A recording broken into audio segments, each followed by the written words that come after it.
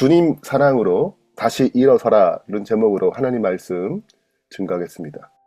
오늘로써 요한복음 묵상이 끝납니다. 요한복음 제일 마지막 부분은 예수님을 3번 부인한 베드로를 다시 회복시키시는 주님의 놀라운 섭리, 사랑을 보여주면서 끝을 맺어요. 베드로는 과거에 주님을 위해 목숨을 다 버리겠다라고 호언장담했던 사람이죠. 결정적인 순간에 예수님을 3번 모른다고 하고 3번 저주하고 부인했습니다. 부활하신 주님을 만났음에 불구하고 그 영혼의 깊은 곳에는 여전히 씻기지 않은 수치심? 나 같은 사람이 정말 제자라고 할 수 있을까? 그래서 갈릴리에서 주님 만나기로 약속했지만 그는 옛날처럼 고기나 잡으러 디베라 갈릴리 바다로 나갔어요. 한 마리도 얻지 못했어요. 빈 그물. 그때 주님께서 그 절망의 새벽에 주님께서 친히 바닷가에 찾아가셨어요. 주님의 접근은 다릅니다. 어쩌면 이렇게 생각할 수 있어요. 너 그때 왜 그랬니? 내 목숨 바친다고 그러지 않았냐? 이게 배신하냐? 너 진짜 목숨 걸고 살아갈 수 있겠냐? 이렇게 접근하지 않으시고 그 제자들을 위해서 친히 숯불을 피워가지고 아침 식사를 준비하셨어요. 그들의 어떤 실패와 과거에 주님을 부인했던 그런 것을 캐묻거나 또 꾸짖지 않으시고 오늘 살펴볼 내용이죠. 사랑의 관계에 확인하는 과정으로 들어갑니다. 베드로가 3번 부인했지만 예수님은 3번 질문을 통해서 사랑의 고백을 통해서 베드로를 회복시키고 치유하세요. 15절에 예수께서 시몬 베드로에게 이르시되 요한의 아들 시몬아 내가 이 사람들보다 나를 더 사랑하느냐 하시니, 헬라어로는 우리 다 사랑이라고 표현하지만 헬라어로는 아가파오, 아가페의 동사형이에요. 아가파오 하느냐 물었어요. 가로되 주여 그라하오이다. 내가 주를 사랑하는 줄 아가페아오가 아니에요. 필레오입니다. 주께서 아시나이다. 가라사대 내 양을 먹이라 하시고. 두 번째 똑같이 질문하시죠. 두 번째 가라사대 요한의 아들 시몬아 내가 나를 사랑하느냐, 똑같습니다. 아가파오예요. 하시니 가로되 주여 그라하오이다. 내가 주를 사랑하는 줄 주께서 아시나이다 했을 때 그 주를 사랑하는 줄은 필레오예요. 헬라어에는 사랑의 4가지 단어가 있어요. 근데 성경에는 딱 3가지만 쓰였습니다. 첫 번째 아가페. 아가페는 우리가 잘 아는 대가를 바라지 않고 주는 사랑, 그리고 무화적 사랑, 하나님의 사랑을 사용할 때만 아가페라는 명사를 사용합니다. 그러니까 아가페라는 단어는 하나님께 사용하는 언어예요. 그 다음에 필레오라는 단어인데 이 필레오는 친구들의 우정을 가리킬 때 사용하는 단어입니다. 그 다음에 오늘 본문에 없지만 가족 간의 사랑을 얘기할 때는 스토르게라는 단어를 써요. 그리고 신약 성경에 기록되지 않은 사랑은 에로스라는 사랑입니다. 이건 쓰지 않았어요. 여튼 이 언어를 보게 되면은 흥미로운 거예요. 예수님께서 질문할 때는 아가파오, 아가페처럼 사랑하느냐, 내가 나를 위하여 목숨까지 버릴 수 있는 그런 신적 사랑이냐, 무화적이고 자희생적 사랑이냐 라고 물으신 거예요. 근데 베드로는 뭐라고 얘기하는 거예요? 주님, 저는 필레오 정도의 사랑을 합니다. 이렇게 고백한 것입니다. 과거 같으면 베드로가 어떻게 대답했을 거냐면 당연하지요. 전 제가 아가페 사랑합니다. 이렇게 했을 거예요. 제 목숨을 주님께 다 바치는데 아깝잖아요. 근데 베드로 입장이 달라진 거예요. 철저하게 예수님을 3번 부인하고 실패한 후에 자기에게 주님을 사랑할 때 그 무화적이고 자기 목숨까지 다 바칠 수 있는 그런 사랑할 능력이 없음을 알게 된 것입니다. 그러니까 베드로는 제가 기껏해야 주님이 원하시는 그 고결한 아가페 사랑을 할 수 없는 자예요.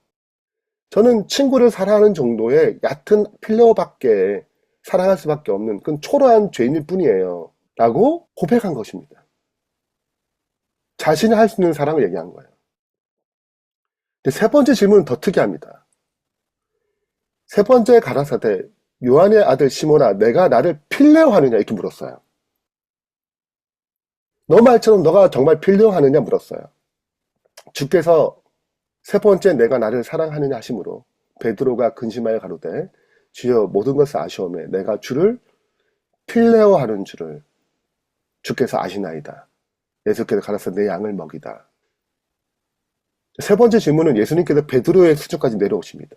시몬아, 내가 진짜 너가 나를 필레오 하느냐라고 물었어요. 베드로는 근심하고 세 번째 똑같이 질문하니까 또 세 번째는 또 바뀌어요. 그러니까 정직하게 주님, 제가 필레오밖에 못해요. 그 정도의 수준의 사랑밖에 못하네요. 라고 얘기합니다. 근데 베드로가 필레오밖에 사랑 못한다고 고백했을 때 다 뭘 맡겼냐면 양을 치라, 양을 먹이라고 얘기해요. 여러분, 만약에 목회자가 필레오로 사랑하게 되면 이런 문제가 생각해요. 왜냐면 필레오는 친구와 사랑인데 정말 자기가 친한 친구는 잘해줘요. 근데 그 친구도 마음에 안 들잖아요? 그럼 끊어요. 아, 저 집사님과 저 장로님 나랑 안 맞아. 아, 안 보고 싶어. 이렇게 되면은 여러분, 이게 목회가 제대로 되겠어요? 그러니까 베드로를 세울 때 아가페라는 사랑을 해야지 실은 이 사역이 감당할 수 있단 말이에요. 근데 주님은 필레오밖에 못하는 베드로에게 당신의 귀한 양을 맡긴 거예요. 여기에 복음에 굉장한 비밀이 있는 것입니다. 왜냐하면 아가페라는 사랑은 주님만 줄 수 있는 사랑이에요. 주님의 사랑이에요. 우리가 할 수 있는 사랑은 기껏해야 주고받거나 나 잘하는 사람에게 다 잘해주고 이 정도밖에 못해요. 우리가 다 그렇잖아요, 솔직히. 나를 미워하는 사람을 내가 사랑이 어려워요. 나도 똑같이 너처럼 그래봐라. 한 대 때리면 나도 때려야죠. 오른편 때리는데 왼편을 되겠어요? 그렇지 않아. 우리는 그런 사랑을 못해요. 그러니까 지금 베드로는 자기가 정말 주님 따르면서 아가페 같은 사랑을 할 줄 알았는데 그렇지 못함을 깨닫는 것입니다. 그래도 정직한 자신의 한계를 고백해요. 그러면 무슨 일이 생기느냐? 철저히 비어진 그릇에 주님만 할 수 있는 사랑, 십자의 그 은혜를, 그 아가페적 사랑을 공급받도록 구하게 돼요. 그러면 내가 할 수 없는, 나는 죽고 예수로 사는, 그 예수님의 그 심정으로 살아가는 그 공급이, 그 예수님으로 살아가는 그 마음이, 그 사랑이 생겨나는 것입니다. 우리가 사랑할 수 없음을 깨닫게 될 때 주님의 아가페를 구하게 되거든요. 제가 목회해보니까 그래요. 그 신앙의 본질은 무엇인가 열심히 해가지고 사역이나 내 의지로 짜내는 결단이 아니에요.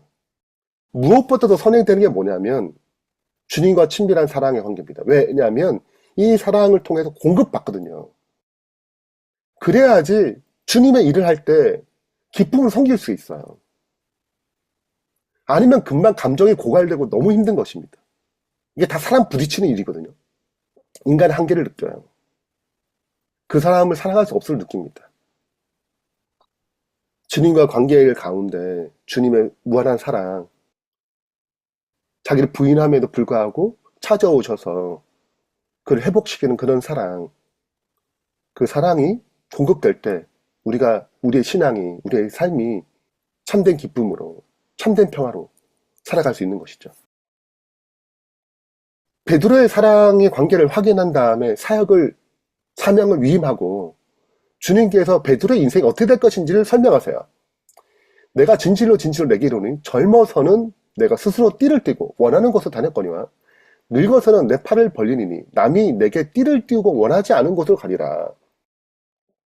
자, 이 말씀하심은 베드로가 어떠한 죽음으로 하나님께 영광 돌릴 것을 가리킵니다. 베드로가 팔을 벌렸죠. 십자가로 거꾸로 달려서 죽죠. 그리고 이 말씀을 마치고 베드로에게 이르되 나를 따르라 하시니 젊어서 스스로 원하는 곳을 가고 늙어서는 내 팔을 벌리니 남이 내게 띠띠우는 거 원치 않은 곳을 간다. 이게 무엇을 의미하는가? 이건 두 가지를 대조해요. 신앙이 어리면 내 뜻대로 합니다. 근데 신앙이 주님을 통해서 성숙해지면, 늙어지면, 성숙해지면 주님 뜻대로 살아요. 성령의 이끄심에 따라 사는 것입니다. 그러니까 이건 두 가지 대조적인 삶이에요. 베드로는 원래 주님 따르긴 따랐지만 여전히 내 혈기, 내 고집, 내 계획이 있었어요. 그래서 내 멋대로 했단 말이죠. 내 감정대로.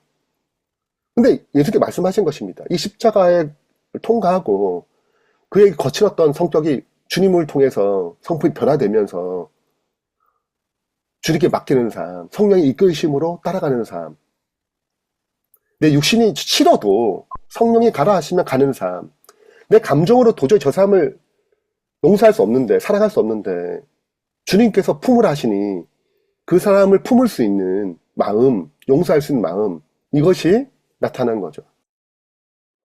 지금까지 베드로는 독자적으로 행동하는 경향이 있었다. 그는 하나님의 계획을 따르기 위해 기다리는 대신에 하나님의 사업을 위해서 계획을 세우고 노력해왔다. 늘 자기 주도적이었어요. 주님을 따르기보다는 내가 계획을 세우고 주님 도와주세요. 이런 패턴이었단 말이죠. 그러나 그는 주를 앞질러 달려감으로 아무것도 얻을 수 없었다. 예수께서는 그에게 명하신다. 나를 따르라. 나보다 앞서 달려가지 말라. 그렇게 한다면 너는 사탄의 군대를 혼자서 만나지 않을 것이다. 나로 너보다 앞서가게 하라. 그리하면 너는 원수에게 조목당하지 않을 것이다. 그래서 주권을 이양하는 것입니다. 나의 계획과 야망을 내려놓고 주님의 계획을 따르는 것이에요. 내 감정과 기분을 따라 사는 것이 아니고 주님의 말씀을 따라 사는 것입니다. 나의 유익과 편함을 내려놓고 주님의 십자가를 따라 지는 삶이에요. 이것이 성경이 말하는 순종이에요. 여기에 주님이 주시는 기쁨이 있고 여기에 주님이 주시는 평안이 있는 것입니다. 어떻게 일이 일어나는가? 이건 거창한 신학이나 프로그램이 아니라 매 순간마다 주님, 이제 어떻게 할까요? 주님의 인도하심 무엇입니까? 그래서 내가 할 수 없는 것을 주님의 능력으로 할 수 있도록 구하는 삶, 주님의 뜻을 묻는 삶, 내 주권을 주님께 온전히 드려서 그분께 이끌리는 삶, 여기에 하나님이 주시는 은혜가 있는 것입니다. 마지막으로 나를 따르라는 이 하나님의 예수님의 거룩한 부르심 앞에서 베드로는 다시 옛습관처럼 돌아가요. 시선이 예수님이 아니고 요한에게 향합니다.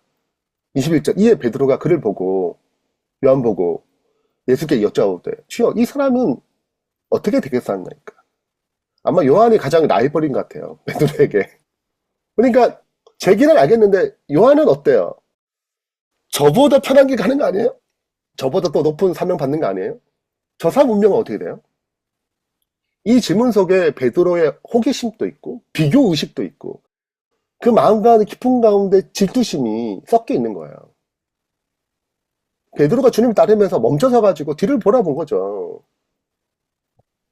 요한을 바라보기 시작하는 거죠. 우리가 이렇게 주님을 따르다가 이런 약점이 있는 것입니다. 함정이죠. 사명에 집중 못하고 내게 주어진 사명을 집중하지 못하고 자꾸 다른 사람의 은혜, 다른 사람의 십자가를 견눈질하는 거예요.